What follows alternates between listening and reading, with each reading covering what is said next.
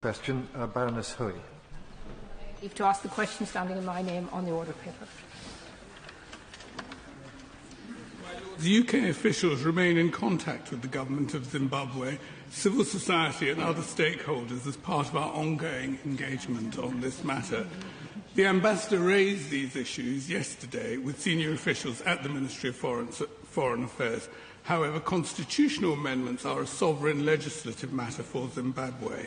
However, freedom of expression, peaceful assembly and association are essential to democracy. We continue to monitor reports of harassment and stress the importance of transparent, inclusive and lawful processes.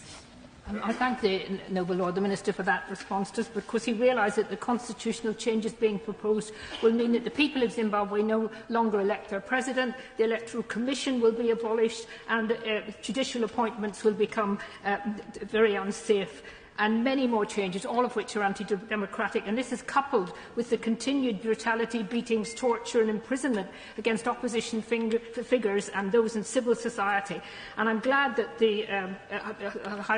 our ambassador has been meeting, but could we get assurance that our ambassador will speak out more strongly against the tyranny of the ZANU-PF regime that rules by terror and threat of terror, and is using these processes through corrupt political processes to change the constitution and keep in power? And is it not time, finally, is it not overdue time for a radical reappraisal of the United Kingdom government's engagement with SADC and the African Union to impress on them that only when we get free and fair elections throughout Africa and corruption tackled will there be sustainable economic growth and social development in Africa?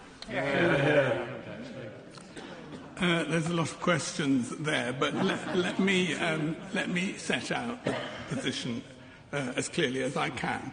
We share the concerns that have been highlighted in the Zimbabwe Human Rights Commission report that the constitutional amendment public consultations to which the Noble Lady refers were highly managed with limited space for dissenting voices, civil society and the media.